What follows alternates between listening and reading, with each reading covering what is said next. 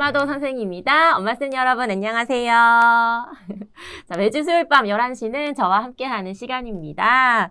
자, 수요일에 만나요. 수학교육 라이브 방송 수라방. 저는 수라방 멘토 이원희입니다. 자, 오늘 오전에는 플라토 저자간담회로 함께 해주셨지요. 그리고 오전에 참석해 주신 분이 지금 수라방도 참여해 주실지 너무 궁금한데요. 자, 그렇다면 오늘 하루의 시작과 마무리를 저와 함께 해주시는 거네요. 정말 감사합니다. 시간이 흐를수록 저와 이 수라방에 대한 애정과 관심 그리고 사랑이 더해지고 있는 걸 제가 몸소 느끼고 있습니다. 정말 감사합니다. 자, 입장 잘 하고 계신지 저도 한번 볼게요. 와, 벌써 이렇게 많은 분들이 네, 참여해 주고 계십니다. 네. 역시 부원장님이 인기인 것 같습니다. 아유, 감사합니다. 네. 자, 오늘은요, 스페셜 방송 시간이에요. 제가 지난주에 말씀드렸는데요. 요즘 대치동에서 핫한 학원, 우리 엄마쌤들 이 학원 꼭 알고 계셔야 된다고 제가 말씀드렸죠. 어떤 학원이었는지 기억나시나요? 네, 바로 피즐 더 클래식 학원입니다. 자, 대치동 수학하면 이분 절대 빠뜨릴 수 없거든요. 아주 어렵게 모셨습니다. 대치동 수학이 궁금하시다면 오늘 이 시간 놓치지 마시고 집중해서 들어주셔야 하는데요. 7월 말밖에 시간이 안 되신다고 들어서 제가 휴가 기간이라. 네. 그래서 어렵게 오셨습니다. 자, 이렇게 저희가 이제 6, 7세부터 시작해서 생일이 빠르다면 뭐 5세부터도 네. 수학 교육을 할 수 있는데요. 그렇죠. 네. 이 시기에 아이들부터 초등 저학년까지는 우리 엄마쌤들이 조금만 잘 이끌어 주셔도 그렇죠. 네, 수학 점수가 향상되는 거를 느끼실 수 있을 건데요. 맞아요. 엄마의 네. 힘이 가장 맞아요. 필요한 시기이기도 해요. 맞습니다. 그렇게 어려운 일은 아니거든요. 그래서 오늘은 우리 엄마쌤들이 꼭 알아야 할 메타인지 학습 플랜에 대해서 이야기를 나눌 겁니다. 자, 수라방에 와주셔서 정말 감사합니다. 피즐 더 클래식 정혜진 부원장님. 안녕하세요. 안녕하세요. 이렇게 반갑습니다. 함께 할 수 있어서 정말 너무 영광입니다. 감사합니다. 초대해 주셔서 감사합니다. 저도 와주셔서 정말 감사합니다.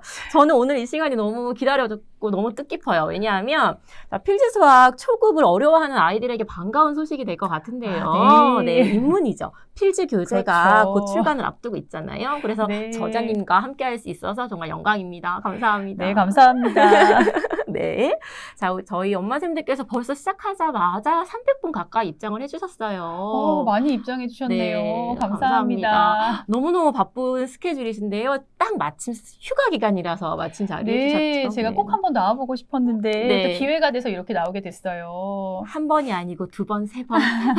다음 휴가 때도 또 꼭 좀 초대해 주세요. 네, 알겠습니다. 자, 우선 저희 이제 이야기 잠깐 한번 해볼 건데요. 제가 메타인지 학습 플랜에 대해서 얘기를 들었는데 네. 직접 학생들에게 적용도 해보시고 실제로 그 학생들이 수학 성적이 향상되는 걸 경험하셨다고 네, 들었어요. 맞습니다. 네, 그래서 오늘 이 주제에 대해서도 얘기해 주시는 게 해주시면 좋을 것 같아요. 네. 제가 사실 어떻게 제목을 달까 하다가 내 네. 아이를 위한 메타인지 학습 플랜이라고 제목을 달았는데요. 사실은 이 제목만 보고 아이의 메타인지를 향상시킬 수 있는 플랜인 줄 알고 오신 어머님들도 계실 것 같아요. 네네. 사실 제가 오늘 말씀드리고 싶었던 건 아이의 메타인지 자체를 높인다기보다는 유아기부터 초등학교 저학년 아이들에게 아이 자체의 메타인지를 높이긴 쉽지 않거든요. 네. 그래서 우리 아이의 학습을 성공적으로 이끌기 위한 엄마의 메타인지 학습 플랜에 대해서 말씀을 드리려고 왔어요. 엄마가 먼저 알아야 하니까요. 그렇죠. 네, 그리고 알겠습니다. 유아기에는 엄마의 힘이 더 중요하니까요. 그렇죠. 네, 그러면 오늘 생생한 이야기 잘 부탁드립니다. 자, 본격적으로 이야기하기 전에요. 우리 엄마쌤들이 잘 알고 계실 거예요. 하지만 그래도 좀 낯설 수는 있는데요. 메타인지라는 게 과연 무엇인지 간단하게 소개 부탁드립니다. 메타인지라는 건 2010년 정도부터 이제 인지심리학에서 많이 이슈가 됐던 거였어요. 네, 저도 그때 처음 들었던 것 같아요. 네. 내가 아는 것과 모르는 것을 정확히 구분할 수 있는 능력을 메타인지라고 해요. 내 속에 나. 그렇죠. 그리고 2011년도에 굉장히 흥미로운 연구가 있었어요. 네. 어쩌면 어머님들도 아실 수도 있어요. 저 뭔지 알 것 같아요. 너무너무 인상적이었거든요. 그렇죠. 네. 상위 0.1%의 영재들 800명과 그리고 일반 친구들, 보통 친구들 800명을 놓고 지능 검사와 그리고 환경을 조사한 거예요. 네. 그럼 우리가 일반적으로 주변에서 볼 수 있는 친구들 중에 지능이 높은 친구들이 왠지 공부를 잘할 것만 같고 공부를 잘하는 친구들은 전부 지능이 지능이 남다를 것만 뭔가 같죠. 다를 것 같죠. 그렇죠. 네. 그런데 이렇게 두 그룹으로 조사를 했을 때 네. 지능도 일치했고 그리고 환경까지도 거의 일치했어요. 네. 그렇다면 이렇게 0.1%를 만드는 힘이 지능의 힘이 아니라 무엇인가라고 연구했을 때 이 차이를 만드는 게 바로 메타인지의 힘이구나. 네, 이렇게 결론이 난 거예요. 저도 메타 지식이라는 표현도 들어봤고요. 뭐 명문대를 보내기 위한 중학생 학습법에도 이렇게 메타인지가 중요하게 다뤄지더라고요. 그렇죠. 네. 자, 그러면 저희 이제 그 자료 보면서 차근차근 이야기 한번 해볼 건데요. 자, 필기 준비 다 되셨죠? 자, 시작해 보도록 하겠습니다. 자, 먼저 내 아이를 위한 메타인지 학습 플랜 오늘 함께하는 시간입니다. 필드 더 클래식의 정혜진 부원장님과 수라박 멘토 저 이원희가 함께하는 시간입니다. 자, 목차를 준비해 주셨는데요. 자, 목차 보면서 또 이야기 한번 나누어 볼게요. 자, 먼저 엄마의 메타인지 학습 플랜이란 무엇인지 짚어주실 거예요. 그리고 나서 우리 엄마쌤들께서도 늘 궁금해하는 부분인데요. 우리가 좀 고민해 볼 것이 있는데 프로그램과 그 시작 시기 네, 이야기 나눠보고 도대체 메타인지 학습 플랜이 왜 필요한지 얘기해 주실 거고요. 그리고 아이에 대한 엄마의 메타인지를 평가하는 방법 중요한 이야기네요. 네. 그리고 아이에 대한 엄마의 메타인지를 기르는 습관 알려주실 거고요. 내 아이를 위한 로드맵, 수학 로드맵이죠.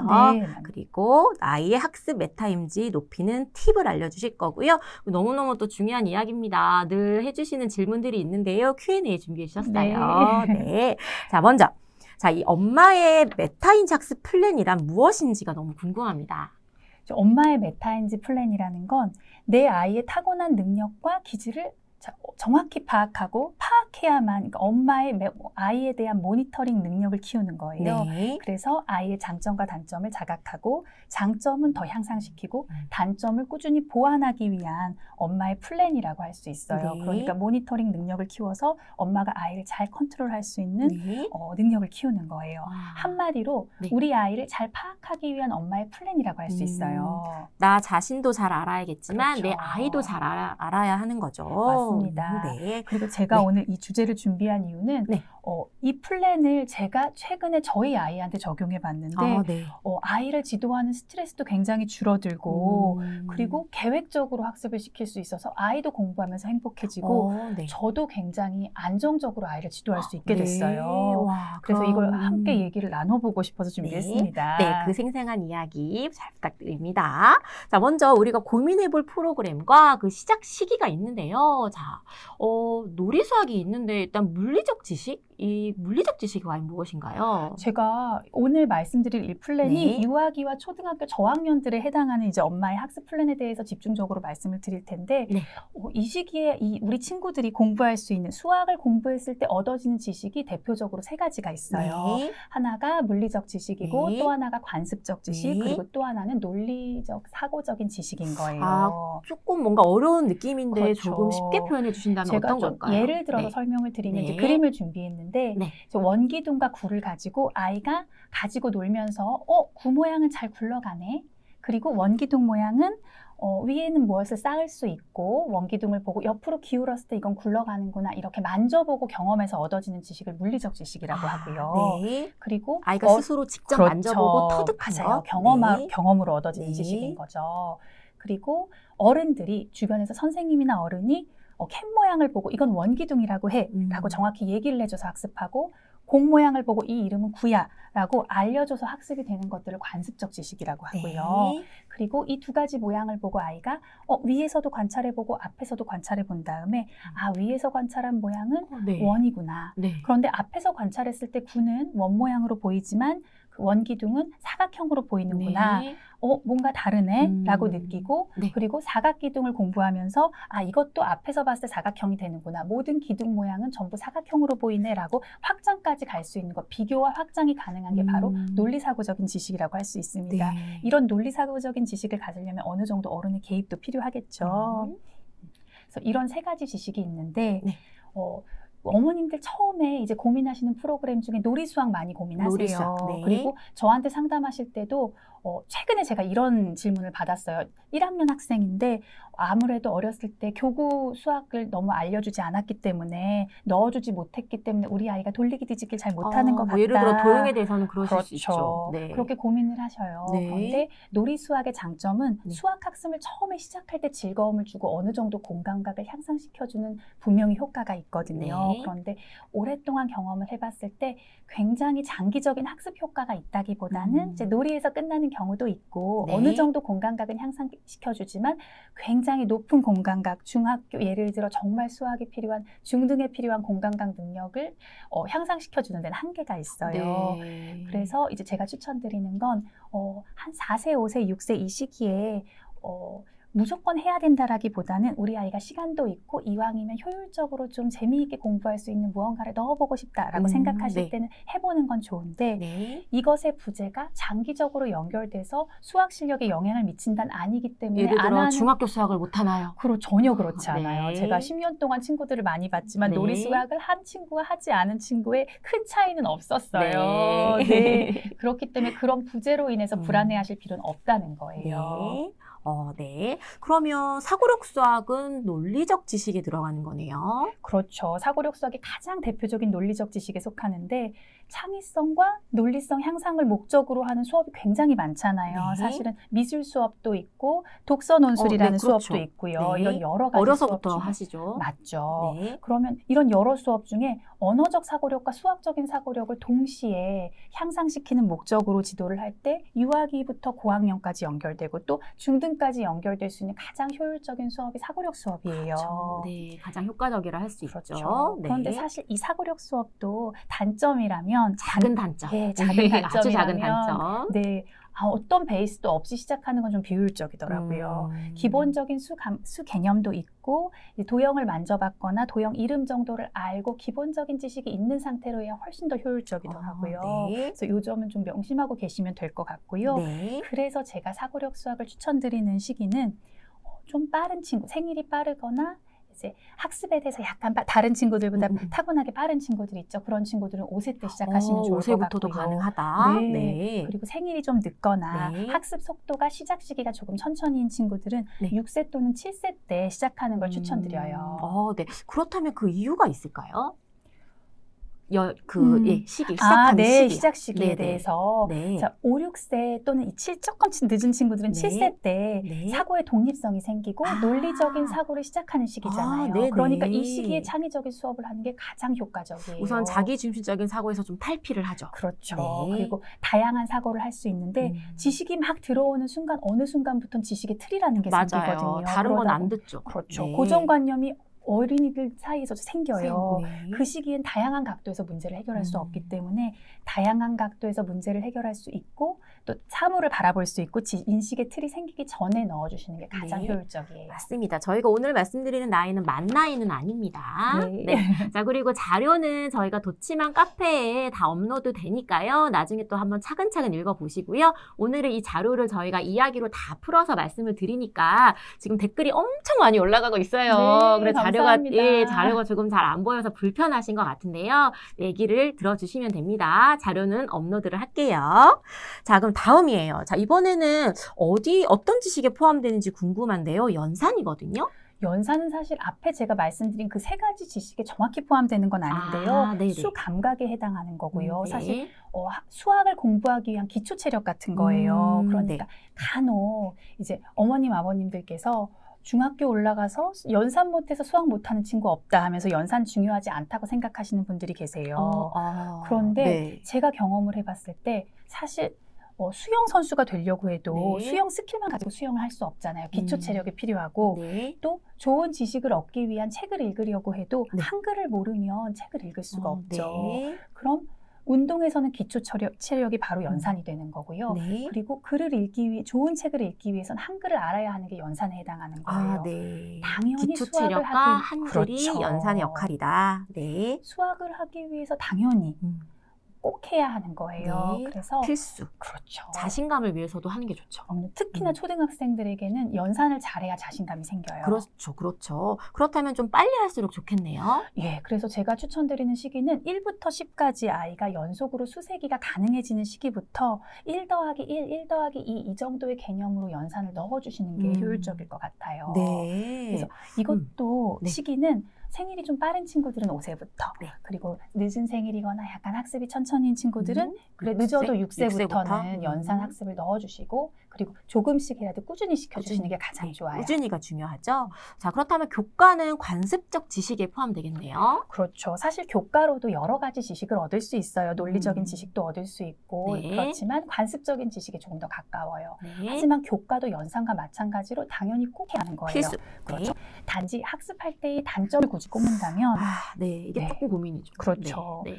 개념을 교과는 결론적으로 설명하는 경향이 있어요. 그렇죠. 그러니까 결론을 도출하기 위한 가장 수월한 한 가지 방법만 설명하는 거예요. 뭐 예를 들어 세로식 알고리즘을. 그렇죠. 그리고 이제 교과만 접한 친구들은 예를 들어 도형의 넓이 그러면 도형의 넓이가 왜 가로 곱하기 세로인지를 모르는 경향이 맞아요. 있거든요. 공식을 알면 더 사고를 그렇죠. 하지 않잖아요. 맞아요. 쉬운 방법만 배우기 때문에 네. 선생님 입장에서 저도 처음에 사고력 수학을 하기 전에는 교과를 지도했었거든요. 네. 그럼 지도하는 선생님 입장에서도 좀 쉽게 지도할 수 있어요. 네. 하지만 아이들 입장에서 어린이 입장에서 호기심을 유발하거나 많은 사고를 유발하진 않아요. 네, 그렇다면 이제 작은 사고력은 향상시킬 수 있다고 생각한다라면 큰 사고력을 또 발휘해야 될 그렇죠. 때가 오잖아요. 맞아요. 중고등에서 네. 필요한 건 사실 이런 반복 학습으로 얻어지는 작은 사고력이 아니라 큰 사고력이거든요. 사고력. 다양한 각도에서 네. 다양한 방법으로 문제를 접근하는 사고력을 기울이려면 아무래도 교과만 해서는 역부족이다 생각이 들어요. 네. 그렇다면 교과를 또 선행으로 만약에 시작한다면 보통 교과를 언제 시작해요라고 물어보시면 교과를 재진도로 시작하시는 게 아니라 선행을 많이 생각하시는 그렇죠. 거거든요. 네네.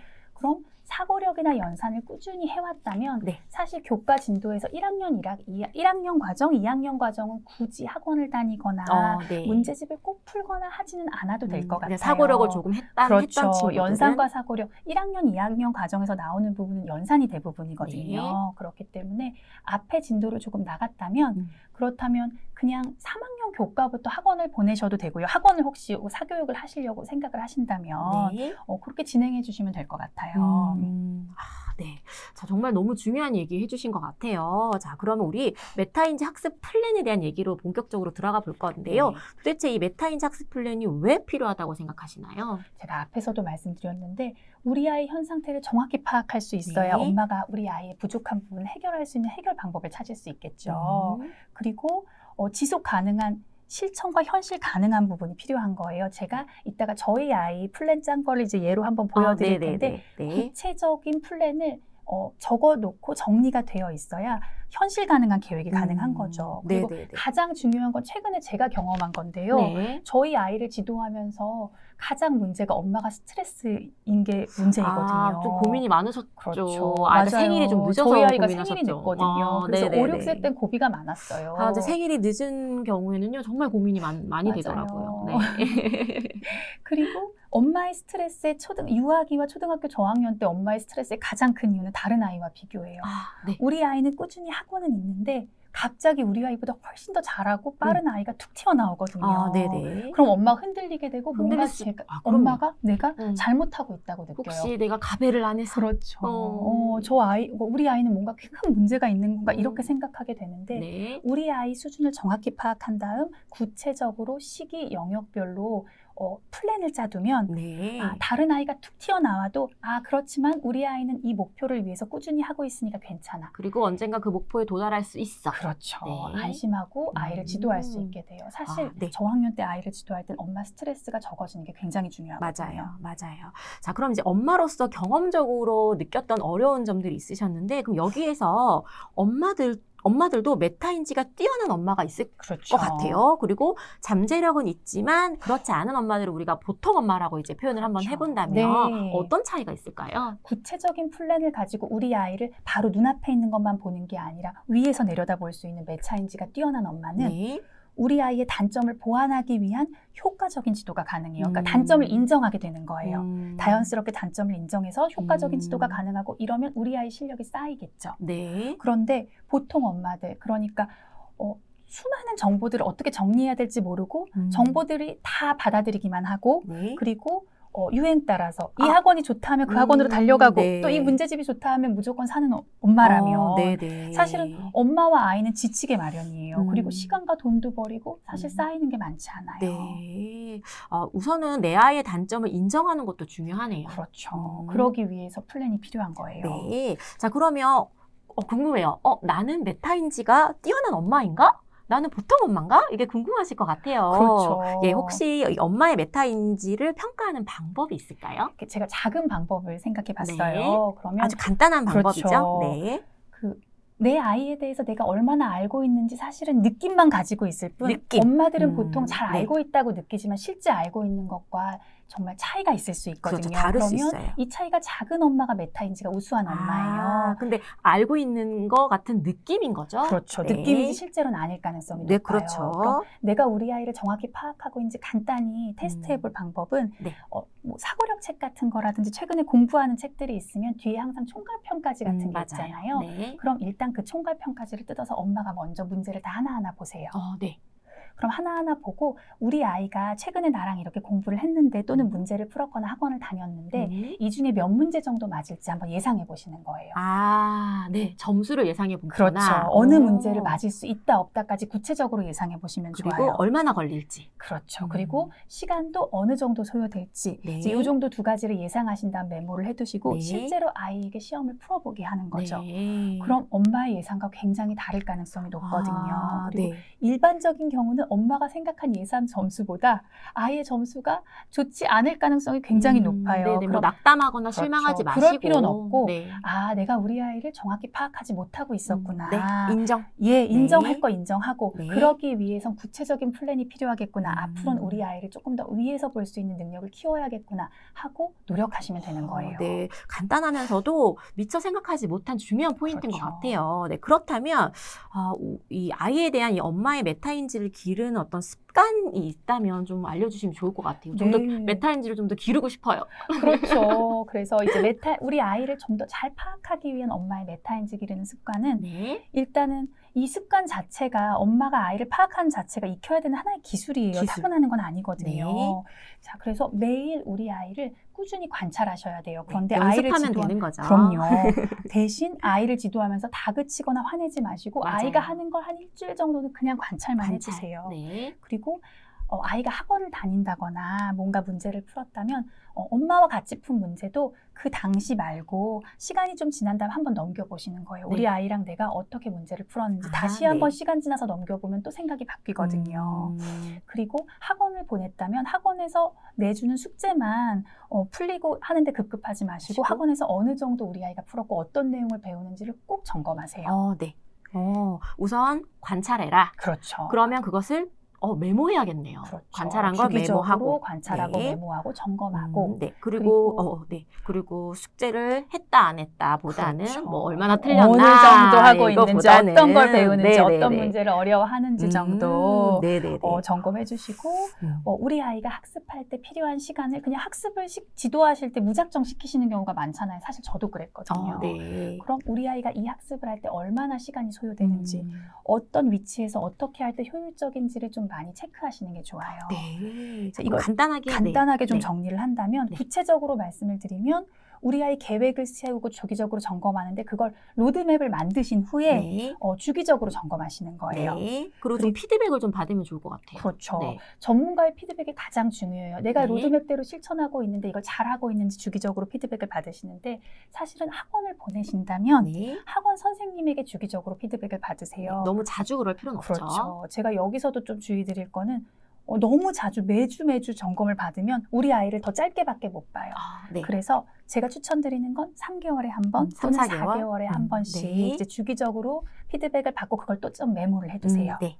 그리고 혹시라도 학원을 보내지 않는다면 네. 주변에 있는 사고력 학원이나 학원들의 테스트를 좀 받아보시고 그 피드백을 받아보시는 것도 좋아요. 네. 네네. 자, 그럼 이제 로드맵 얘기를 해주셨는데요. 우리 로드맵 이야기 한번 해볼게요. 자, 내 아이를 위한 로드맵 만드는 방법이 있다라면 알려주시면 좋겠어요. 일단은 뭐 학습지 뒤에 있는 부분이라든지 네. 이제 여러 학원들의 테스트를 좀 받아보시고 우리 네. 아이가 현 상태가 어느 정도인지를 좀 정확히 파악해 네. 보시고요.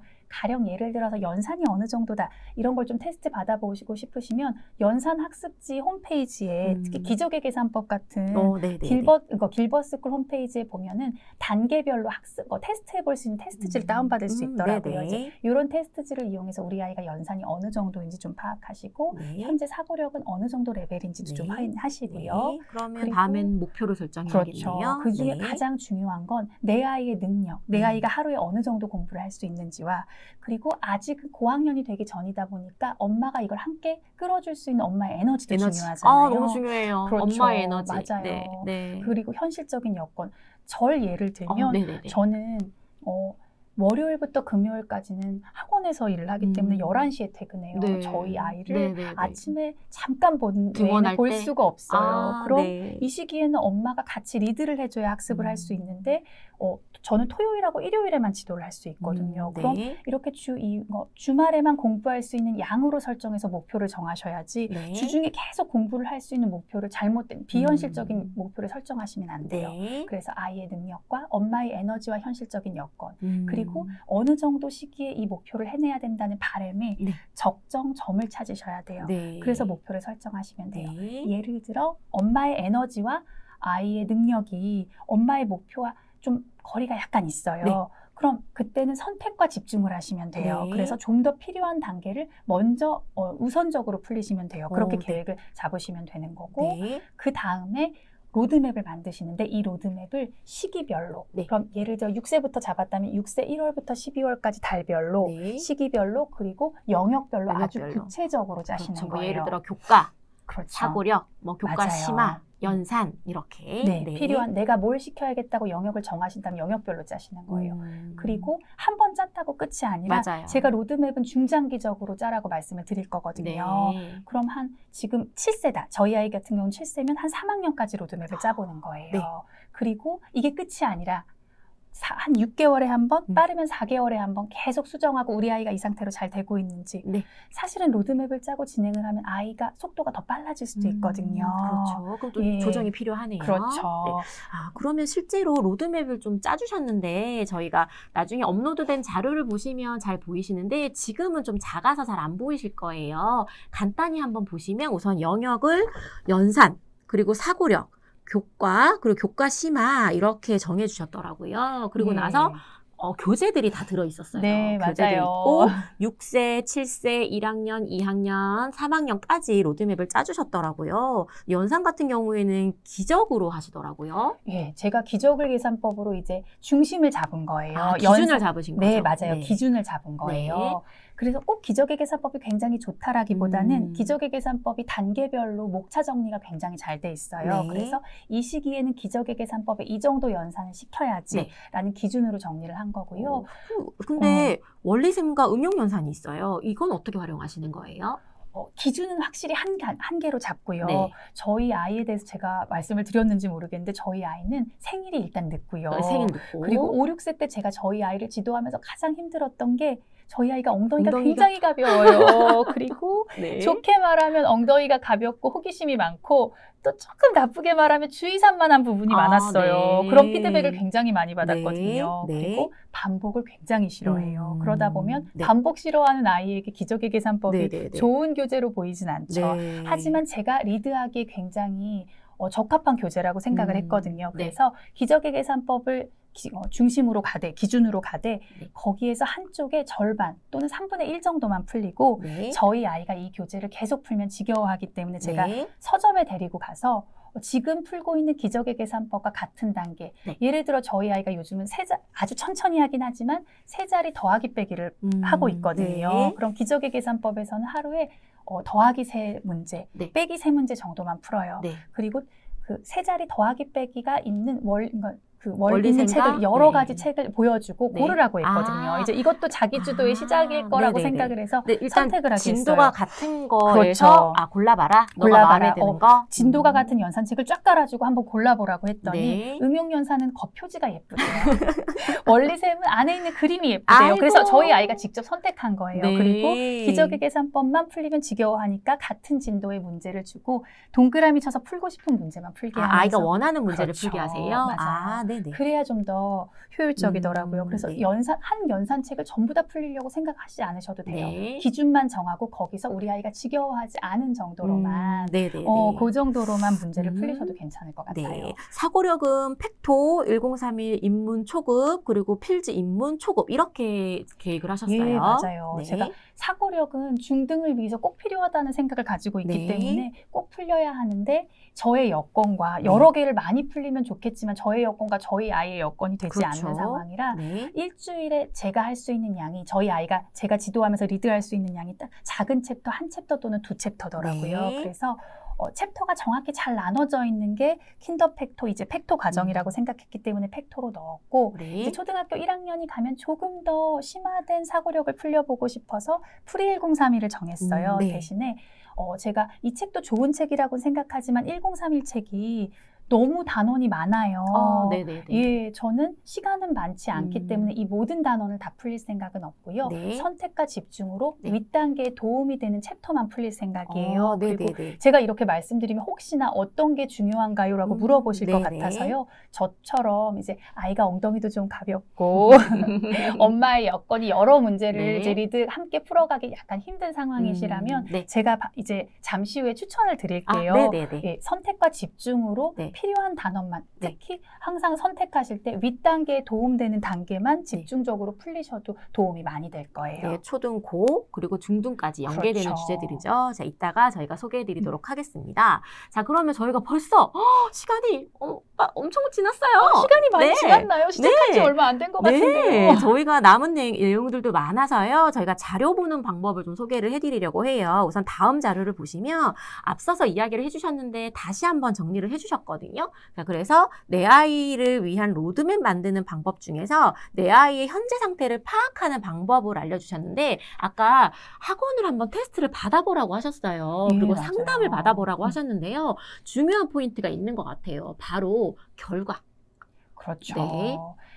우리 아이 현재 상태 파악하기에 가장 좋은 거는 한 학원은 너무 네. 편중될 수 있기 네. 때문에요. 두 학원 정도 테스트를 받아보시고 상담을 받아보시는데 네. 이제 이건 제 팁일 수도 있는데요. 이제 학원에 보통 레벨이 있죠. 네. 그러면 우리 아이가 학원 테스트를 받았을 때 한 4개의 레벨이 있는 반 중에 세 번째 반에 뽑혔다. 네. 세 번째 반이 됐다 하면 실제 우리 아이의 실력은 두 번째 레벨 정도의 반이구나라고 생각해 주시면 돼요. 결과보단 더 높다? 그렇죠. 한 단계 정도는 우리 아이 실력이 더 높다. 왜 그렇게 판단해도 되냐면 일단은 학원에서는 새로운 학생을 뽑을 때 좀 엄격하게 뽑는 엄격하죠. 경향이 있어요. 네. 이유도 있어요. 네. 제가 학원에서 두 번째 반에 뽑혀서 공부를 해도 되겠다고 판단되는 친구를 세 번째 반에 뽑는 이유는 세 번째 반에 갔을 때 잘해서 레벨업하는 건 쉽지만 네. 사실 혹시라도. 두 번째 반, 그렇죠. 네. 두 번째 반이 가능한 실력이라고 평가했는데 두 번째 반에서 실력이 약해서 그렇죠. 레벨을 다운시키는 건 어렵거든요. 네. 그러다 보니까 기존에 있는 친구들보다 좀 더 엄격하게 뽑는 거예요. 네. 그래서 우리 아이의 네. 상태를 파악하기에는 네.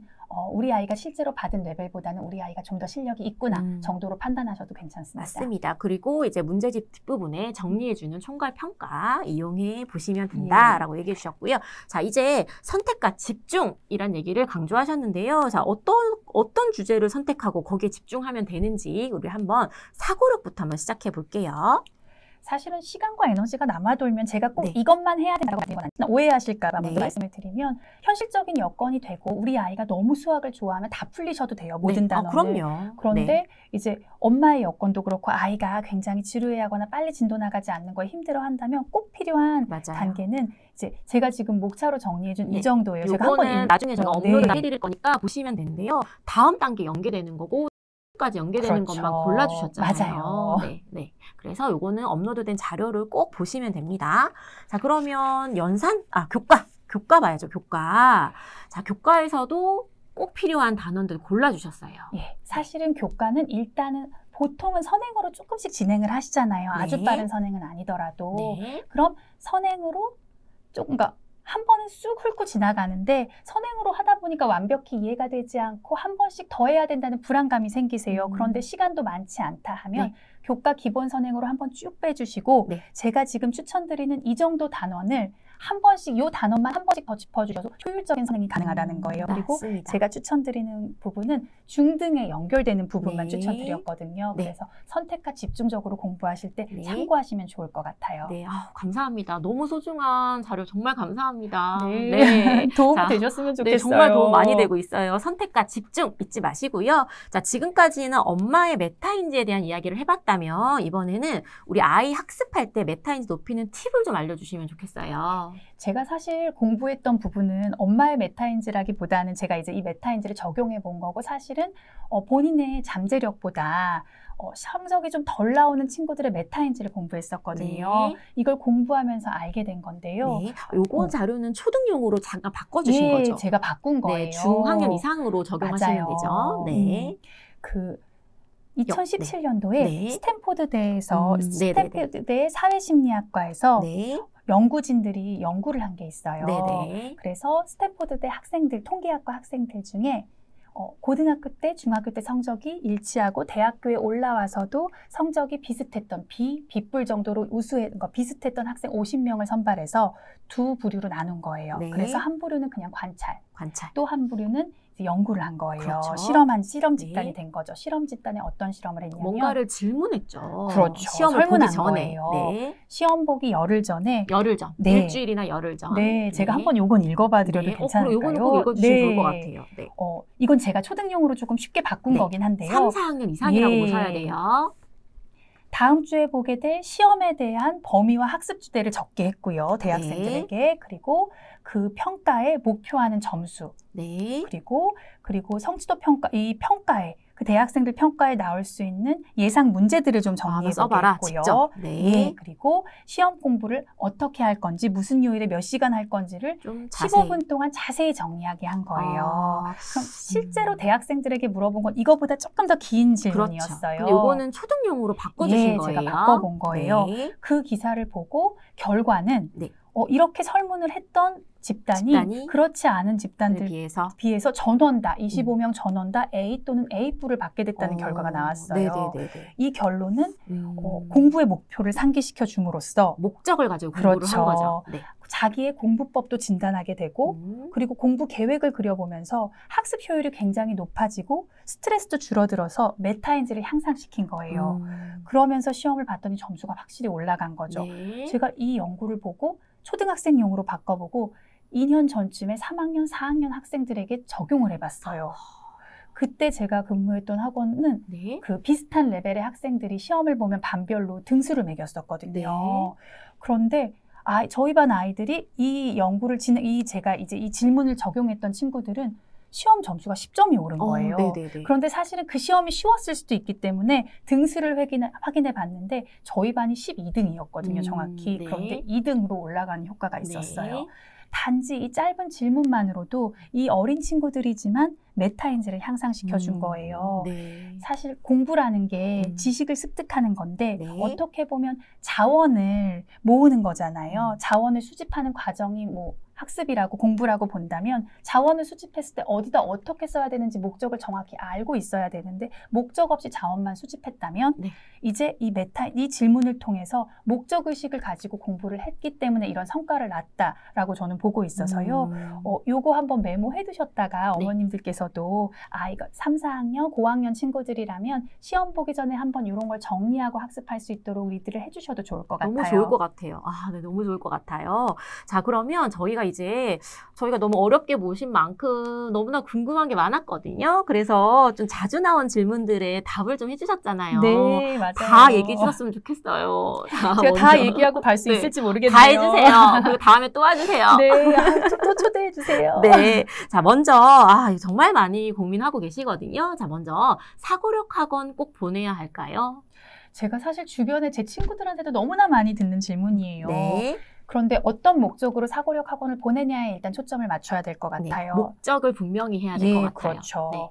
예를 들어 사고력 학원을 보내는 목적이 사고력에 있는 이 내용 자체를 학습하는 거다 네. 하면 10년 전에 제가 처음에 사고력 학원에 왔을 땐 그 학원을 다니지 않으면 이런 내용을 배울 수 없었거든요. 네. 그런데 요즘에는 시중에 있는 사고력 교재가 다 너무 좋아요. 너무 좋은 게 그렇기 많아요. 때문에 네. 학원에서 꼭 배우지 않아도 네. 엄마표로도 충분히 학습할 수 있어요. 가능하죠. 네. 대신에 이제 학원을 보냈을 때 가장 중요한 얻을 수 있는 장점이라는 건 학원 선생님들은 비슷한 여러 학생들을 지도해본 경험이 있고 전문가들이에요. 맞아요. 그렇기 때문에 우리 아이를 지도해보고 그 전문가의 피드백을 받아보는 게 굉장히 좋거든요. 그래서 이런 규칙적으로 학원을 가서 공부를 시키고 피드백을 받아볼 수 있는 장점을 얻고 싶다. 네. 그럼 학원을 보내세요. 네.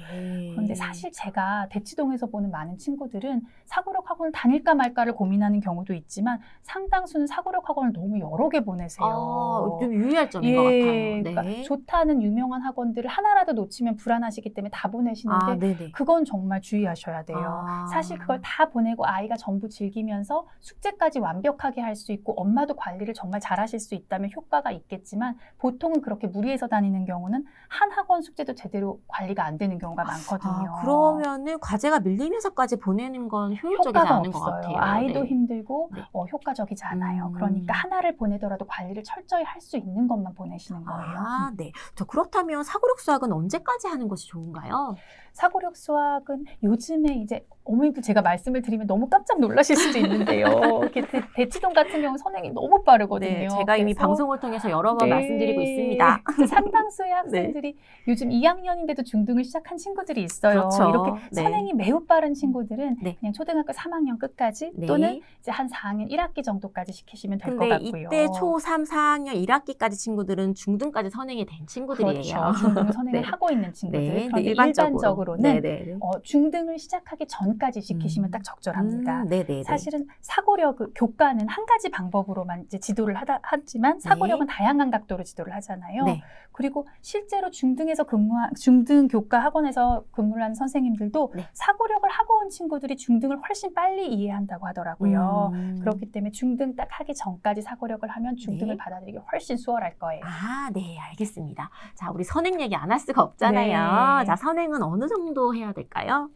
선행은 아이의 상태에 따라서 조금 다 차이가 있기 때문에 딱 어느 정도 해야 돼요라고 답을 드릴 수는 없는데요. 네. 결정하기 힘든 부분인데 만약에 어머님들이 어느 정도 해야 될까요? 결정이 힘드시다면 연산을 기준으로 잡으시면 될 것 같아요. 네네. 우리 아이가 충분히 소화 가능한 연산 진도보다 그 교과 진도가 한 학기 정도 좀 늦게 해주시면 좋을 것 같아요. 네, 우선은 그래서, 연산이 앞이고 교과가 그렇죠. 따라가는 연산이 거네요. 먼저 앞으로 가고 교과가 뒤로 따라가고 예를 들어 우리 아이 연산 진도가 5학년 2학기 정도다. 네. 그럼 5학년 1학기 교과 선행 정도는 괜찮다는 거죠. 네, 알겠습니다. 자, 그렇다면 이제 다음은 이제 주의할 점이니까 나중에 자료를 보시면 되는데요. 뭐 당연히 무리하게 하지 말라라는 네. 조언이시고요.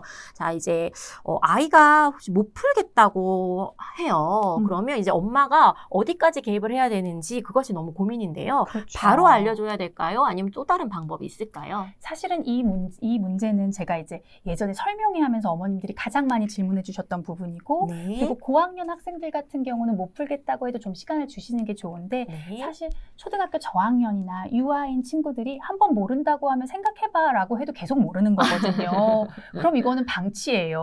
그래서 네. 가장 좋은 방법은 사실 이건 제가 먼저 말씀드리는 게 아니라 논문에서 본 건데요. 피아제 유명한 교육학자가 얘기한 거예요. 네. 우선 아이가 어떤 문제를 모른다고 했어요. 그러면 엄마랑 같이 한번 읽어보자 하고 문제를 천천히 같이 읽어봐 주시는 거예요. 그리고 CWH를 기억해 주세요. C는 can you예요. 네. 이제 문제를 엄마랑 읽어서 can you? 이젠 풀 수 있겠니? 한번 물어봐 주시는 거죠. 이 시기에 갑자기 요 단계에서 풀 수 있는 친구들도 있어요. 그럼 요 단계에서 멈추면 되고 아이가 그래도 모르겠어라고 갸우뚱하면 그러면 what's the matter? 이 문제에서 뭐가 문제일까라고 한 번 더 질문을 해주시는 거예요. 네. 이 문제에서 요구하는 게 뭘까? 네. 그리고 또 아이가 갸우뚱하면 how, 어떻게 해결하면 좋을까 이 문제를 이렇게 질문을 해주시는 거죠. 네. 근데 제가 실제로 이걸 저희 아이한테 적용해 봤거든요. 저희 아이는 웬만하면 잘 모르겠다고 해요. 그런데 네네네. 같이 읽어주고 이 단계를 겪어보니까 네. 모른다는 세 문제 중에 한 문제는 해결이 되더라고요. 그게 어디예요? 그렇죠. 네. 저는 그것만으로도 큰 성과라고 생각하고 그럼요. 그리고 또 실제로 이렇게 세 개의 질문을 하고도 아이가 모른다고 해도 엄마가 이렇게 3가지 질문을 하면서 사고하게 되거든요. 이것만으로도 사고력이 향상된다는 거예요. 그리고 이건 약간의 연습과 훈련이 좀 필요하겠네요. 그렇죠. 잘 안 돼도 연습을 자꾸 해보시면 맞아요. 좋을 것 같아요. 생각하는 연습인 거죠. 네. 자, 그럼 이제 학원을 보내고 싶다. 그러면 이 학원을 어떻게 선택해야 될지가 너무 궁금하거든요. 예, 이것도 이제 아이에 따라서 맞는 학원이 있고 아니고 이제 요즘 유명한 학원들은 다 커리큘럼이 좋거든요. 네. 그런데 고학년 때는 조금 다르겠지만 유학이나 초저학년 때는 사실 선생님이 굉장히 중요해요. 그래서 어떤 학원을 골라야 될지 고민되신다면 우리 아이한테 잘 맞는 선생님이 어디에 있을까를 찾아보시는 게 굉장히 중요해요. 그래서 네. 제가 유아기와 초저학년 때 추천드리는 거는 이제 아이가 마음을 열 수 있어요. 사고력 확장도 네. 되잖아요. 네. 그래서 아이들과 평소에 래포 형성이 잘 되는 선생님들, 네, 친밀한 관계. 친밀한 관계 등을 잘 만드는 선생님이 있는 학원에 가서 그 선생님을 만나는 게 중요할 것 같고요. 그렇죠. 네. 이제 그런 선생님 중에서 너무 친절하기만 하고 너무 좋기만 해서 아이가 선생님을 만만하게 생각해도 안 네. 되거든요. 네. 그래서 가장 추천드리는 건 네. 단호하면서도 친절한 선생님을 찾아보는 네. 게 가장 좋을 것 같아요. 맞습니다. 유아기에서 초저까지는 반드시 기억해 주셨으면 좋겠습니다. 자, 그런데 제가 필지수학 같은 경우에도요. 한번 초 3, 4학년 친구들이 한다라고 얼마 네. 전까지도 그랬는데 최근에는 1학년도 한다는 얘기를 맞아요. 들었어요. 빨라졌어요. 많이 빨라졌어요. 도대체 수학을 과거보다 이렇게 빨리 시작하는 이유가 뭘까요? 이제 간혹 아버님들께서 네. 항의 전화를 많이 하세요. 아우, 어머님이 몰래 네. 학원을 보내셨다가 네. 들키시면서 저한테까지 치열한 불똥이 대치동 튀어서 학원에서. 그렇죠. 네. 왜 이렇게 빨리 시키고 어려운 걸 시키냐라고 네. 많이 말씀을 하세요. 나 때는. 그렇죠. 그리고 아버님들이 나 때는 말씀하실 때 꼭 이런 말씀하세요. 네. 나는 늦게 시작했어도 네. 늦게 시작하고도 깨달은 다음에 공부를 해서 의대도 갔다. 이런 말씀 많이 하시는데 너무 옛날 얘기인 것 그렇죠. 같은데. 너무 옛날 얘기예요. 그 시절에는 잘하는 친구들이 공부한 양도 그렇게 많지 않았어요. 네. 그러다 보니까 네. 충분히 머리도 좀 똘똘하고 의지가 있는 친구들이 한 번 마음 먹으면 그걸 뛰어넘을 수 있었어요. 네. 그런데 요즘은 정보도 너무 많고 뜨거운 교육열 때문에 과거와는 다르게 학습 격차가 점점 커지고 있거든요. 이 커지는 걸 뒤늦게 마음 잡았다고 따라잡을 수가 없어요. 그렇기 때문에 우리 아이가 좀 학습에 대한 마음이 적더라도 네. 속도만 안 내시면 되거든요. 네. 그래서 천천히 가는 게 좀 중요하다고 그렇죠. 얘기하셨군요. 저는 이 멘트가 너무 와닿았어요. 시간보험. 그렇죠. 일단 제가 가장 추천드리는 건 네. 일찍 출발해서 천천히 가는 것이 늦게 시작해서 서두르는 것보다 훨씬 더 효율적이라는 거예요. 일찍 시작해야 재정비할 수 있는 기회도 오거든요. 맞아요. 수정할 수 있는 기회도 그렇죠. 있고요. 시행착오에 대한 시간 보험이라고 생각하시고 할 수 있는 한 좀 일찍 시작하실 때 서두르지 말고 천천히 가주세요. 꾸준히. 네. 네, 맞습니다.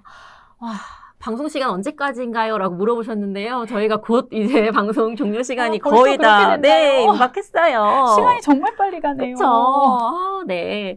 자, 저희 이제 마지막으로 좀 정리를 좀 해야 될 것 같아요. 네. 자, 중요한 이야기 한번 정리해 주실 건데요. 우선은 이제 로드맵 이야기를 좀 해주셨고요. 네. 그리고 이제 마지막으로는 우리 엄마쌤들을 위해서 당부 말씀을 좀 해주시면 좋을 것 같아요. 제가 이제 저희 학원 어머님들께도 항상 말씀드리는 건데 네. 우리 아이의 학습 계획은 매일 밥 먹는 거랑 같다고 생각하시면 돼요. 네. 밥은 매일 먹어야 되잖아요. 그리고 필요한 영양분도 비슷하지만 아이에 따라서 더 필요한 영양분이 따로 있을 수 있고요. 매일매일 소화 가능한 양이 네. 다를 수 있어요. 네. 그렇기 때문에 우리 아이가 하루에 소화 가능한 양이 어느 정도인지 파악하셔서 매일매일 꾸준히 시켜주시는 게 최고예요. 매일매일 꾸준히. 예. 양을 정확하게 판단하는 게 중요할 것 같아요. 그렇죠. 그리고 이걸 위해서는 정확히 판단하고 가기 위해서는 엄마표 메타인지 학습 플랜이 정말 큰 도움이 될 거예요. 그리고 크게 글씨로 선택과 그리고 집중. 효율적으로 네. 공부하려면 꼭 선택과 집중 네, 해주시면 좋겠습니다. 그리고 아까 댓글에서 어떤 얘기가 있었냐면 저희가 로드맵을 짜보라고 말씀을 드렸잖아요. 네. 근데 로드맵대로 안 되면 어떻게 해야 되나요? 라고 물어보셨는데 그래서 네. 6개월에 한 번씩 조율하셔야 조율하셔야 되는 돼요. 거예요. 조정하셔야 당연하죠. 돼요. 저도 저희 아이 로드맵을 저렇게 짰지만 저대로 잘 진행될 거라고 생각하진 않아요. 맞아요. 하지만 네. 로드맵을 짰을 땐 덜 흔들릴 수 있어요. 그렇죠. 그리고 우리 아이가 내 로드맵보다 좀 더디게 간다. 그럼 조금 더 여유 있게 다시 짜주시면 돼요. 맞아요. 맞습니다. 네. 네, 너무 소중한 말씀 정말 감사합니다. 저희가 시간이 너무 빠르죠? 네, 너무 빨리 갔어요. 네, 저는 맞아요. 사실 너무 시간이 남으면 어떡하나 생각할 정도로 후딱 지나간 것 같은데. 네, 저희가. 20분이 지났네요. 맞습니다. 저희가 이제 인사드릴 시간인데요. 오늘 방송 어떠셨는지 너무 느낌이 궁금해요. 네, 저는 어떠셨어요? 정말 너무 즐겁게 네. 방송했고 함께 네. 참여해 주셔서 정말 감사했거든요. 저희 엄마샘들의 열정이 느껴지시죠? 네, 정말 감사해요. 네, 맞습니다. 제가 혹시라도 또 기회가 된다면 다시 한번 네, 뵙고, 혹시라도가 아니라 꼭. 감사합니다. 네, 맞습니다. 이 늦은 시간까지 거의 900분 가까이 저희 방송 시청해 주셨어요. 많은 분들이 참여해 주셨네요. 네네. 사실 휴가 기간이라 많이 못 오실 줄 알았거든요. 저도 그러실 수도 있다고 생각했었어요. 네, 너무 감사합니다. 다음에 또 꼭 찾아와 주셨으면 좋겠고요. 네. 오늘은 엄마들의 시간이었잖아요. 예, 그렇죠. 다음에는 우리 아이의 메타인지 얘기해 주시면 좋을 것 같아요. 다음에 제가 오게 되면 제가 공부한 연구한 부분도 네. 어린이의 메타인지를 높이기 위한 부분이었기 때문에 그 부분에 대해서 혹시 기회가 된다면 네. 다시 한번 참여해서 맞습니다. 말씀드리겠습니다. 네, 그리고 필지 얘기도 조금 해주시면 안 되나요? 그 다음에 네. 혹시 네. 제가 쓴 책이라 너무 쑥스러워서 이걸 아유, 홍보하는 느낌이라 제가 아니에요. 말을 못 하겠더라고요. 아니에요. 그런데 혹시라도 기회를 주시면 네. 다음번에는 이제 그러니까 제가 왜 이 책을 썼고 네네. 이 책을 어떻게 공부하면 좋은지도 기회가 된다면 말씀드리겠습니다. 감사합니다. 아주 간단히 그럼 얘기해 주신다면 필즈 책을 집필하시게 된 계기가 있으신 거예요? 사실 제가 아이들을 오래 지도하면서 가장 중요하다고 느낀 게 저희 아이에게도 마찬가지고 아까도 많이 강조했지만 네. 선택과 집중을 해야 맞아요. 하는데 네. 시중에 있는 수많은 좋은 교재들이 너무나 좋긴 한데 네.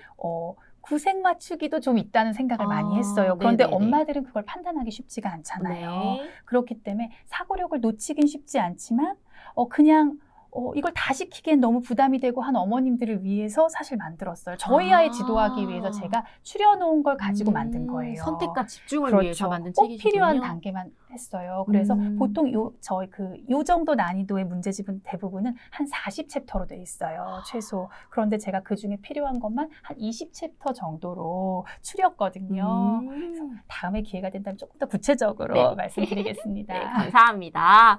자, 저희가 필즈 수학 더 클래식, 필더 클래식은 천안에 또 학원이 한 군데 있습니다. 네, 맞아요. 네. 최근에 생겼어요. 네, 맞습니다. 맞습니다. 저희 지난번에 최미신 원장님과 함께 했었는데요. 네, 학원 원장님이십니다. 네. 자, 오늘도 이렇게 함께 해주셔서 너무너무 감사합니다. 오늘 메타인지 학습 플랜으로 우리 아이들 지도하는 방법 알아봤는데요. 잊어버리지 마시고 꼭 적용해 주셨으면 좋겠고요. 도치만 카페에 보시면 C2M 자료 게시판이 따로 있거든요. 저희가 거기에 수라방 자료들을 다 올리고 있고요. 오늘 저희 부원장님 자료도 다 올려놓을 거니까요. 거기서 자료 보시면서 내용 다시 한 번 더 점검해 보시면 좋을 것 같습니다.